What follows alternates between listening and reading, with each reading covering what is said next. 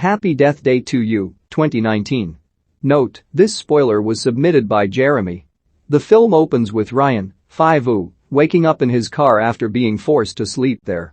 He goes to his room to find Tree, Jessica Roth, and Carter, Israel Broussard, hooking up, and Carter makes him get lost. Ryan goes to meet with his friends Samer, Suraj Sharma, and Dree, Sarah Yarkin, in the school's science lab. They have been working on an experiment involving a reactor they have built and are on the verge of a breakthrough until Dean Bronson, Steve Zissis, comes in and orders them to shut their project down due to the constant damages it does to the school's power. Later, Ryan goes through the science lab in the dark and checks the closet. He is startled by Samer appearing behind him, only for the babyface killer to emerge from the closet and stab Ryan in the chest. Ryan then immediately wakes up at the beginning of the same day, and he notices everything happens the same way it did the first time. He goes to his room to interrupt Tree and Carter to tell him what he just experienced. Tree figures he is now caught in his own death time loop and recaps the events of the first movie to him to get a gist of what has gone on. She and Carter agree to help Ryan find out who's trying to kill him. They retrace his steps back to the lab, but nobody is in the closet when they look there. When Ryan shows Tree and Carter the reactor, she realizes Ryan was the one who created the time loop that caused her to keep repeating Monday the 18th. Tree and Carter are at a pep rally when a fire alarm goes off. As the students are being escorted out, Ryan spots Babyface staring right at him and starts to run in the opposite direction, with Babyface following closely. He catches up to Ryan, but Tree knocks him out with a bat.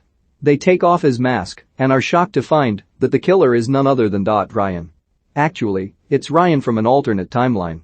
He has come to kill the Ryan from this timeline to prevent him from creating a catastrophic event with the reactor. Ryan 1 goes to activate the reactor to try and fix the timelines, just as Bronson arrives to try and stop them. Ryan 2 attempts to destroy the reactor, but it goes off and causes a crazy blast that knocks everyone back. Tree wakes up in Carter's room. He repeats the same things to her that he said every time she woke up on her birthday. She hears her birthday ringtone and realizes she has once again found herself waking up on Monday the 18th.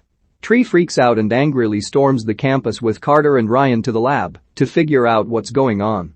They get Samer and Dree together after discovering that their reactor works, but Tree demands that they fix it so she can return to a normal day.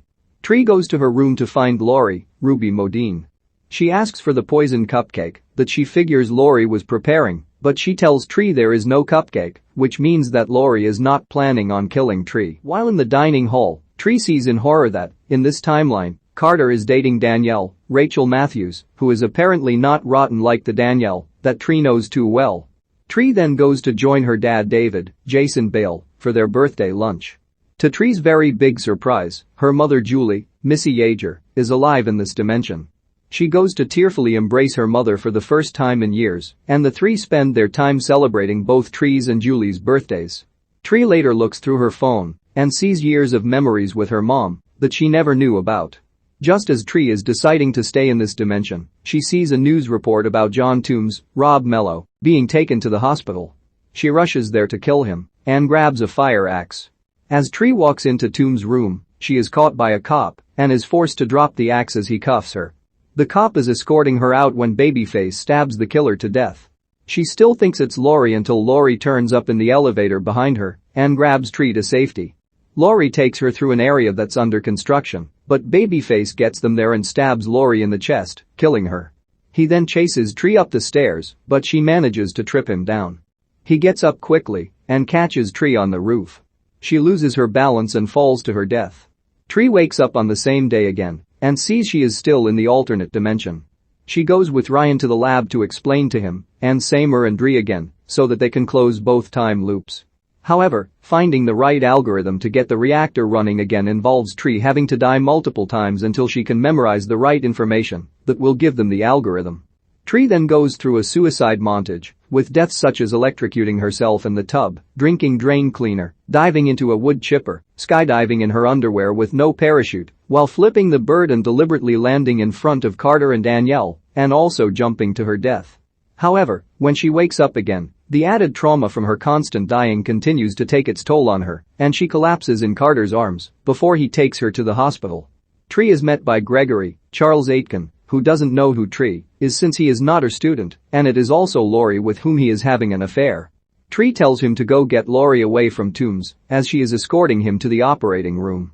Tree runs out and knocks the cop out to take his gun. When she gets to Laurie is already dead. Toombs appears behind Tree, but she shoots him twice. She asks who freed him right before Babyface appears and tries to grab the gun out of Tree's hand. She sees a tank of flammable gas and shoots it to kill them both. Tree wakes up and pleads with her friends to fix the loops fast as she doesn't know how much more time she has before she stays dead. Carter follows her on the way out and she tells him that they are together in the other timeline and that's why it's hard for her to make a choice between him and her mom. Carter tries to tell Tree that she is living someone else's life and that she should not stay in the past. Tree leaves, goes to meet with her parents for lunch and starts to feel pain again. Tree asks her parents to take her away from campus. As they drive, Julie mentions eating a treat with Tree for their birthdays, but Tree realizes what Carter meant, as these memories are not her own. The family stops at a motel to rest. Tree gets a text from Ryan saying they are close to closing the loops. While David is in the bathroom, Tree talks to Julie and asks her what she would do if she never met David. Julie says she cannot imagine a life without him and tells Tree how she changed her life after she was born. The tender moment is interrupted when Tree sees on TV that Toombs has escaped and has killed Laurie, the cop, and Carter, who went to stop Toombs.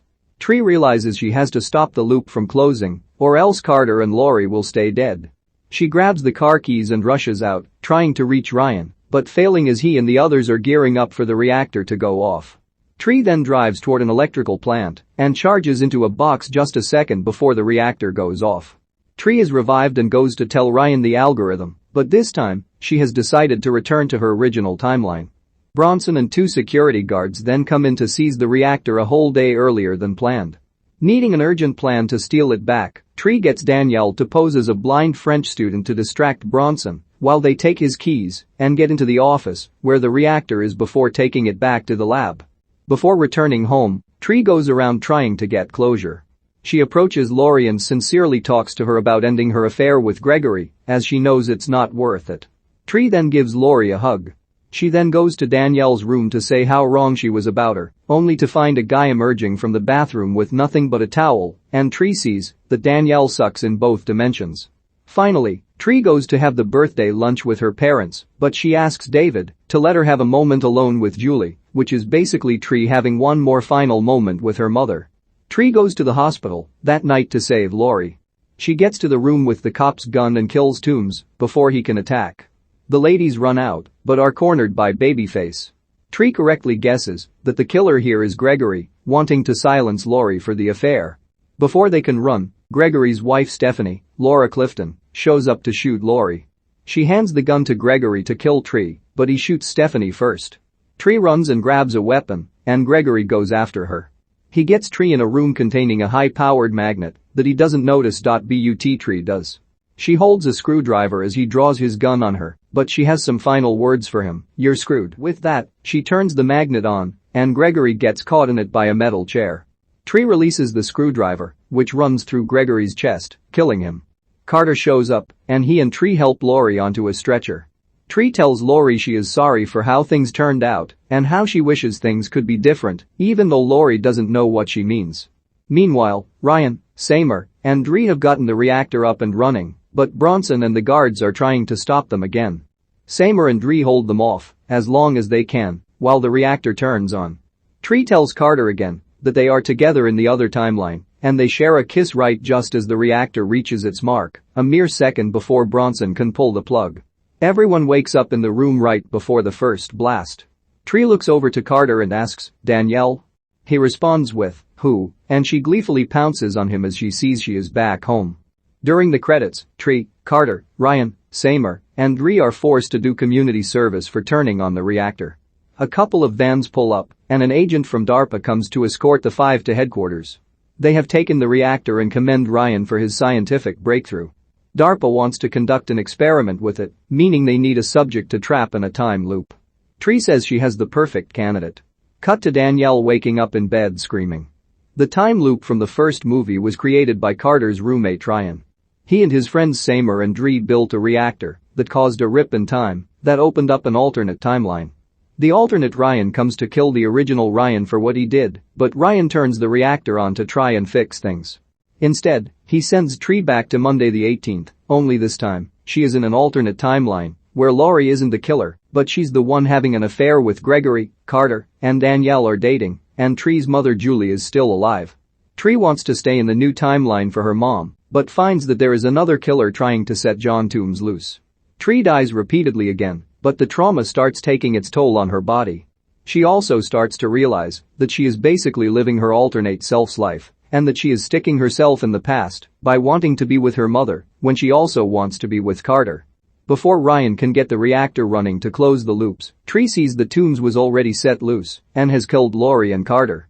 Knowing they will stay dead if the loops are closed, Tree kills herself by driving into an electrical grid. With the last loop, Tree helps her friends take back the reactor after it is confiscated by the Dean, and then goes to have closure with Laurie, Julie, and also Danielle, but Tree finds that she is cheating on Carter, meaning Danielle is a bad friend in both timelines. Before returning to her original timeline, Tree goes to stop Toombs from killing Laurie, and then sees that Gregory is the killer, as he wants to stop Laurie from revealing the affair to his wife Stephanie, who randomly shows up to try and kill Laurie, only for Gregory to kill Stephanie himself.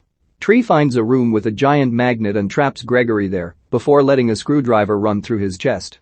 Tree and Carter help Laurie get medical help, while Tree shows regret for how things turned out with Laurie in her original timeline. Ryan, Seymour, and Ree then turn on the reactor, and Tree is returned home. During the credits, an agent from DARPA finds the 5 friends and wants them to help conduct an experiment with the reactor, which involves having someone else be trapped in a time loop. Tree volunteers an unwitting Danielle to be the subject,